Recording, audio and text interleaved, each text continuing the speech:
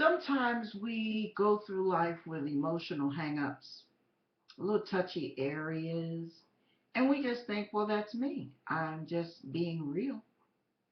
And it's not always being real that you're being or being you. Sometimes you're being wounded and you're reacting and acting out of a wounded area that has been wounded for 10, 20, 30, 50, 60 years. And it has been brushed over for so long that you've forgotten it happened. I'm going to give you two examples of what I'm talking about. One, a lady I knew years ago was going through healing. She was going to Healing Streams Ministries. And during that period, of course, you're stirring that up so God starts working mightily in those areas. She had no idea God was getting ready to heal her from a period in her life she had totally forgotten about. She was standing there washing the dishes one day in her late 30s, close to early 40s, and she said all of a sudden she remembered something she never even knew had happened. She remembered being molested by a male family member when she was only 8 years old. Not only was she molested, she was raped. Now, she didn't remember any of this. Sometimes we go through life and we don't know why we're uptight about certain things or why we're reserved or very careful or guarded. We don't understand it because somehow we block certain things out of our minds.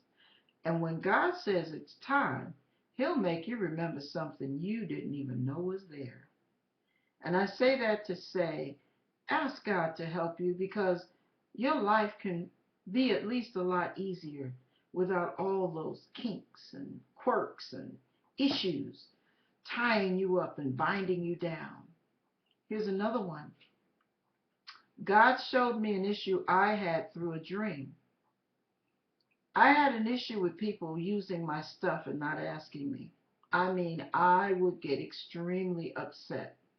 Play it off sometimes, but sometimes I couldn't play it off. I would feel this thing burning up inside of me. How dare they go in my stuff? They didn't even ask me. And I didn't understand where that came from. I also didn't understand where it came from when I felt like people preferred other people over me. It was like anybody but you. Thanks for the offer, girl, but I got somebody better.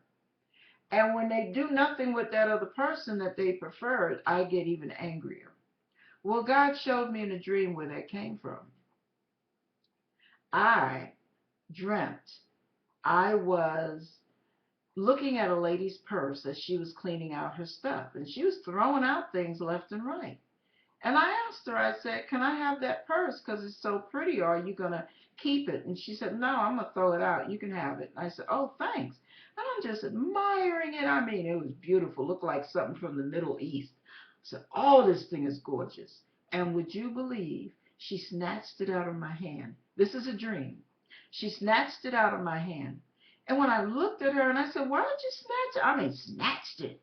And I said, why did you snatch it? I thought you gave it to me. No, I decided I'm going to hold it in case so-and-so wants it. And I'm like, but you just gave it.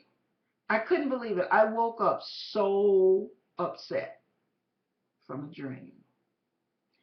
And I asked God, why would I dream something that crazy?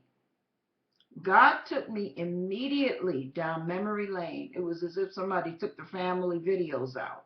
And I watched myself at 6 come in my house, and I walked in my bedroom and I noticed that my balloon wasn't there. I had a big inflated mouse looking balloon, and I came out and I was getting ready to ask my mother where it was, and it was on the floor. I saw it in the living room in front of this little toddler.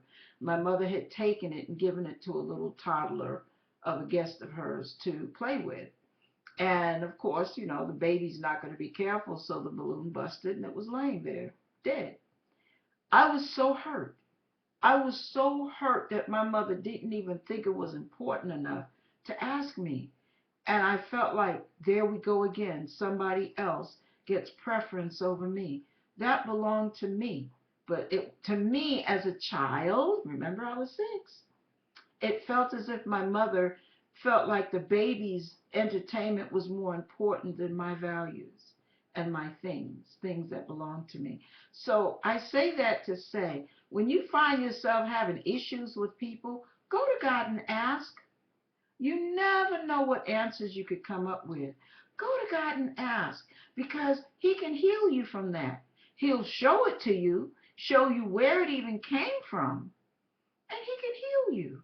And you don't have to limp through your life, through your emotions. Amen. Healing is the children's bread. Take your bite, baby. It's yours for the asking. God bless you.